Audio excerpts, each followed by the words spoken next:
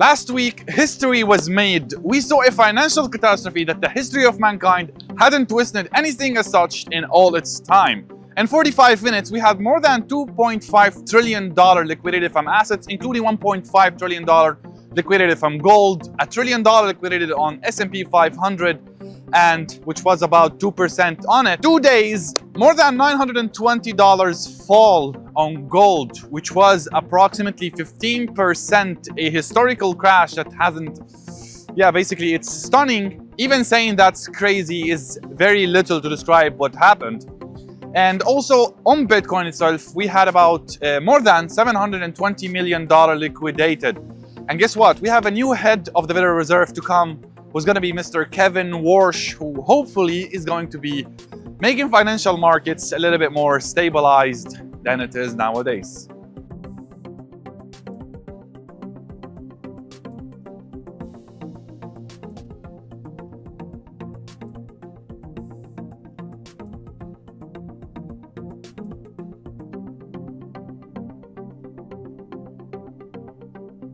Alright guys, speaking of the previous week, it was the most volatile week of all time in financial markets, period. So it was a little bit difficult to compel to either our analysis or anybody else's. However, we had so many good trades on day terms, whether it's long or short on gold, Euro USD, also Bitcoin. Alright, so that's speaking of myself, what I was doing. Now, let's take a look on our upcoming week's analysis on the technical part now. Fundamentally, there's still the geopolitical situation and people are still concerned about what the new head of Federal Reserve is going to do as in policies and so on. And he is saying he'll be a little bit more realistic to interest rates and monetary policy than Jerome Powell was. And that forced some optimism upon financial markets, and that's probably one of the main reasons why gold crashed as we saw. All right, so speaking of Nasdaq for the upcoming week, we still expect somewhat of volatility to come by the upcoming week, so keep an eye on whatever you're trading, on news, on technicals, and of course stick to risk management. So looking at Nasdaq, we can see that there is an inner trend inside a bigger pattern, and we can see that Nasdaq is at that supporting lower bracket of an ascending channel. However, this is on a longer frame. We can see a bigger frame. Nasdaq is forming some sort of a falling wedge, so we could actually see it going further down before it starts an attempt to go up. So that's about Nasdaq. Don't go long right here until you get a confirmation. And to back this up, we can see that that week was volatile. So we had weeks opening, it opened there, they pumped it exactly up, very fast, not instant. And we can see that went up, went down, closed about the same as opening, same as past week. So the week before it was a volatile move to the downside. Now we have a volatile move to the upside, but either ways, it's still a volatile move. So careful trading Nasdaq. That's about Nasdaq. Let's go into gold. All right, looking at gold, and probably this is what you all are excited about. Yes, it was an incredible crash in gold. That's never happened in the history of humanity, not in whatever happened in the past. What we can see here is the most volatile form on gold.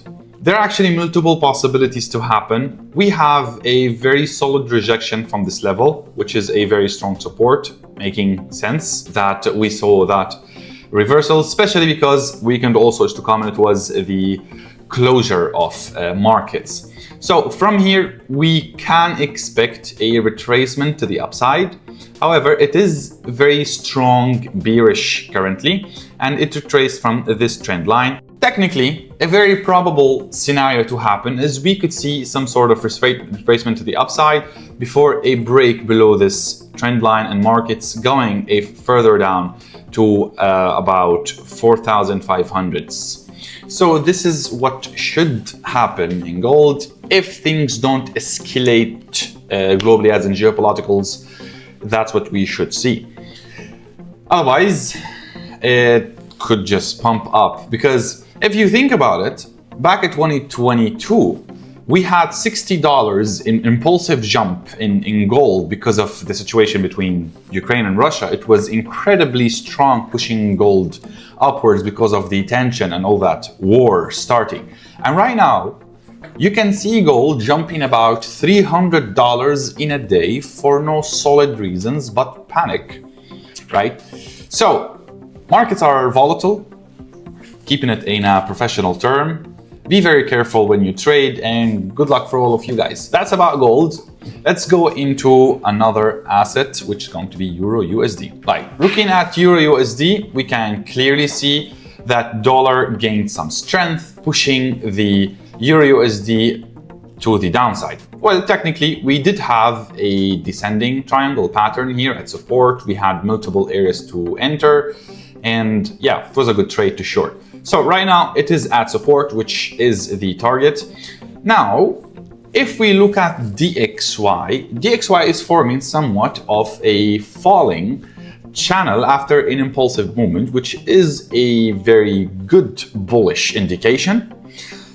So technically it shows strength in basically the bullish side, and the optimism about the new head of Federal Reserve also could give that strength to the dollar, which can support the idea that Euro USD could actually further fall and break below this support. So what optimally you want to see is a retracement to the resistance and a break to fill this fair value gap, which is very small but still a gap, and possibly also come all the way to the support level. So that's a very high probable scenario for Euro USD. However, if tension escalates, we will see weakness on the dollar, and this should cause it to consolidate rather than go up skyrocketing or fall down. Because if tension happens, the dollar will be weaker. And even if we look at the DXY chart, there is still some room for a push further down, even though it is at a very good support and a bullish pattern. That's about Euro USD. Let's go into Bitcoin. All right, looking at Bitcoin, yes, we did have some bullish optimism upon Bitcoin, but it seems that because of volatility, people are dumping Bitcoin. And this has actually historically happened every other time. However, speaking of Bitcoin itself, even though we had more than 720, it was I think 740 something million dollars liquidated from it, causing all this crash. Now it's more likely to further go down, I would say, on basically a month or two. However, because of gold being insanely actually volatile for a good period of time, and because of central bank digitalizing currencies and the dollar basically getting all this pressure upon it, Bitcoin seemed like a good asset to be as a tradable asset alongside gold. However, people still felt about it the same way they felt, which is basically what happens most of the time. History keeps repeating itself. All right, so from here we see that it broke below the trend line and it fell to about $81,000 per Bitcoin, creating for us a very strong fair value gap. So here is a very solid support. It was broken, right? So from here we see strong indications for the upside.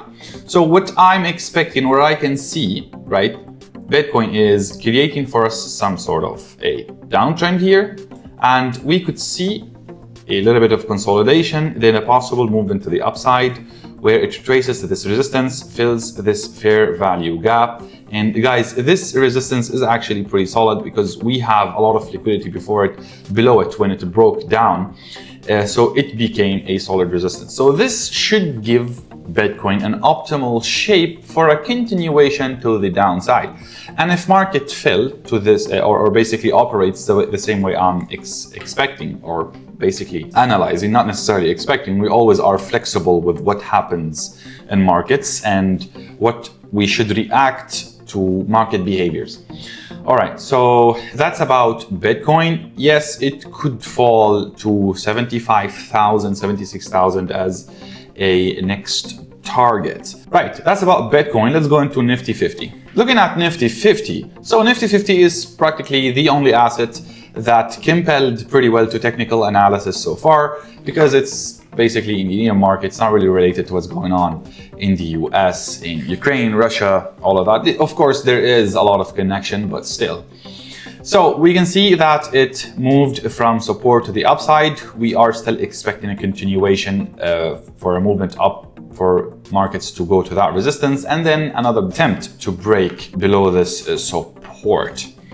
So that's about Nifty 50 from the technical part. I'm going to leave Mr. Medium from London to speak about the fundamentals. Pretty exciting stuff, isn't it, Mr. Medium? Thank you, Samer, for sharing your insightful analysis. On the technical side, here is Amir Amidian, Master of Finance student in UK and also financial market analyst at Xylus. Donald Trump kicked Jerome Powell out of the Federal Reserve and Kevin Warsh took the place. By the way, tensions have been accelerated at the Middle East to the highest level since 3 years ago as more warships are coming to the Persian Gulf. Let's have a look. Hello everyone, welcome back to another weekly market update. Last week was bombarded with the different news and events, and financial markets faced a huge volatility last week. Let's dive into it.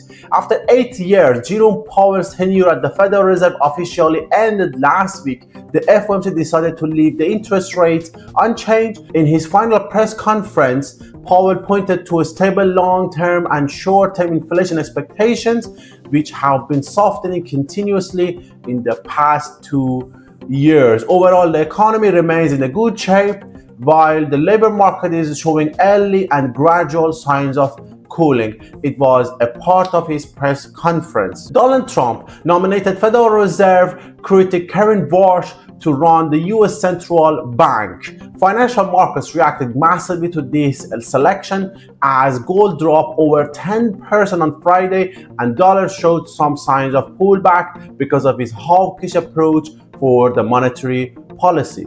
From the inflation side, December PPI, or best say producer price index for the United States, released higher than the market expectations and estimates as the core PPI on annual basis reached to 3.3%, which is an absolute big alarm for the Fed as inflation is still elevated somewhere. From the Canada, Bank of Canada, or best say BOC, determined to keep the interest rate unchanged at 2.25% last week. Governor Tiff Macklem flagged elevated uncertainty around the US trade policy and economic risks, making future rate moves unpredictable. The Bank of Canada projects modest growth with inflation near its 2% target, but emphasized that outcomes depend on evolving global conditions. From Australia's CPI surprised to the upside, with annual inflation rising to 3.8%, driven mainly by housing and food costs. The data reinforces that inflation remains sticky, keeping pressure on the RBA, or let's say Reserve Bank of Australia, to stay hawkish on rates. From the geopolitical side, Donald Trump sent more warships to the Persian Gulf, and it looked like a massive attack to Iran is not out of expectations. Meanwhile, European Union announced Iran IRGS as a terrorist organization and put some heavy sanction on Iran's leader and this organization. From the other side, Iran IRGS has started some military exercises around the Hormuz Strait by its navy forces. Altogether is signaling an accelerated tensions at the region, which may increase the risk averse of the market participants. From the corporate earnings, 3 out of 7 magnificent firms released their earnings last week. Microsoft was the first one.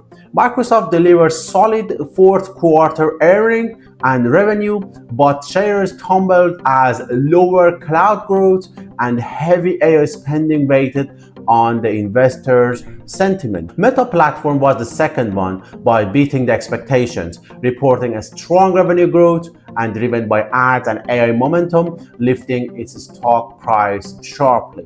The third one is Tesla. Tesla posted mixed results with modest revenue pressure in its core auto segment. Elon Musk said Tesla will drop producing its S and X model and its shift to making robots. Last but not least, IBM earnings top forecasts. with solid revenue and EPS growth, sending its shares higher on a strength in software and AI related segments. Let's have a look to the upcoming week. For the upcoming week, the main concentration will be on RBA or Reserve Bank of Australia plus the Bank of England, as both of them are going to decide whether to cut the rates or hold them for the upcoming week. Also, we are going to get some economic indicators such as PMI from the ISM Institute for the United States for the manufacturing aspect, and also some other economic indicators related to the labor market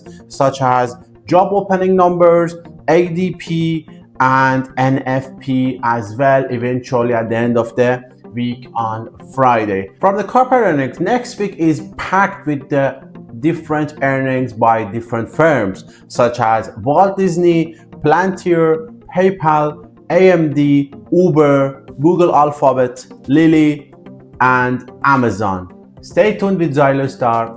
See you next week. Thank you guys for the insights. Thank you for watching us. Stay tuned for fresh drops.